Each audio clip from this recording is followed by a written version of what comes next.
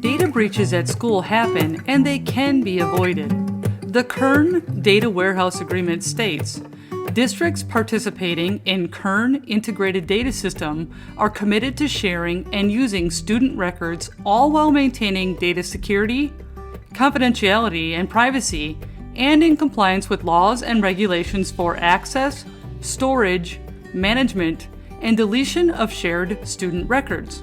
There are laws that protect student data. The Family Educational Rights and Privacy Act is a federal law that protects the privacy of student education records. The Student Online Personal Information Protection Act ensures educators use student data for educational purposes and nothing else. The California Education Code 49073.1 protects the privacy of student records when an LEA enters a contract with a third party. In order to comply with student data privacy laws, districts are required to impose security procedures by which unauthorized personnel cannot access data contained in the system. Districts are required to secure confidential data from unauthorized disclosure. Let's look a little more closely at the type of data you are responsible for protecting.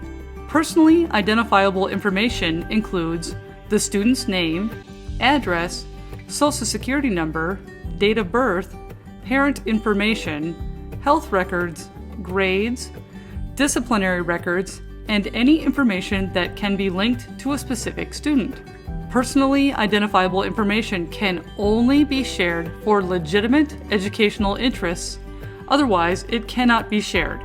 De-identified information. Nothing prohibits aggregated, de-identified data to be shared. Aggregated data prevents a student's identity from being linked to a specific student. This information can be shared with appropriate school officials.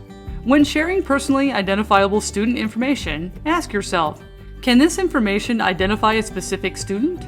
Is there a legitimate educational reason for sharing the information? Is there an unauthorized person around who can hear the information? Can an unauthorized person get a hold of this information? Is this information being shared to the internet? Am I using a personal device to view and/or communicate student information? If you can answer yes to any of these questions, you are at risk of a data breach. Let's examine a couple of scenarios.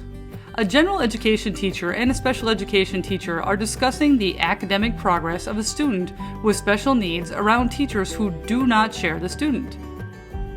The type of data shared is personally identifiable information, academic information. Was it okay to share? No. Other individuals who do not share the student cannot be present while personally identifiable information is discussed. This could have been prevented if the general education and special education teachers discussed the information in private without other individuals present. Scenario number 2. A teacher displays on the board the class roster with the final quarter grades of all students. The type of data shared is personally identifiable information, grades.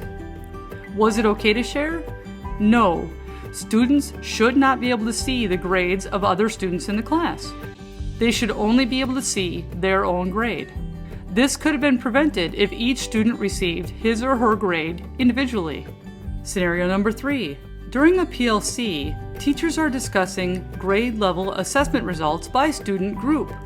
A teacher shares out the following information. 85% of all students met Standard A. 70% of English learners met Standard A. 65% of students with disabilities met Standard A.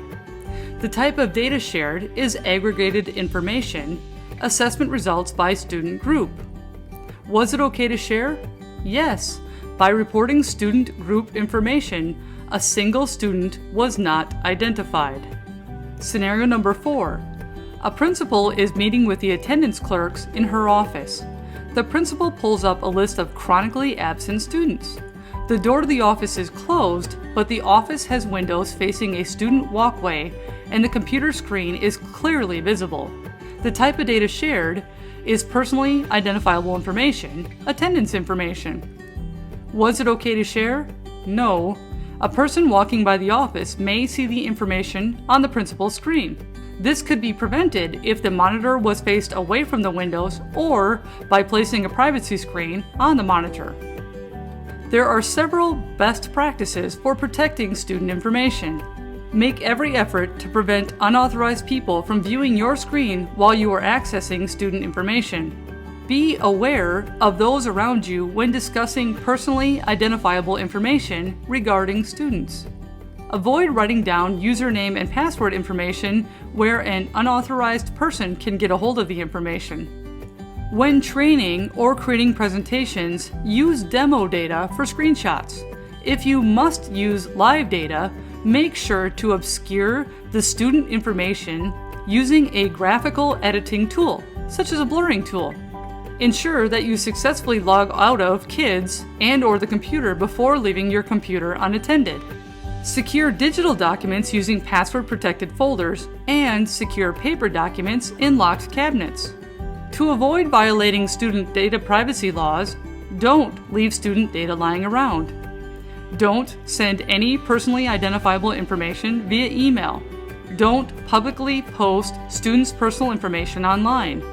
Don't display or post students' grades in the classroom that include names or student IDs. Don't discuss student records with others unless they have legitimate educational interests in that information. Don't share your login, username, and password with others. The golden rule for protecting student data is to treat others' personally identifiable information as if it's your own.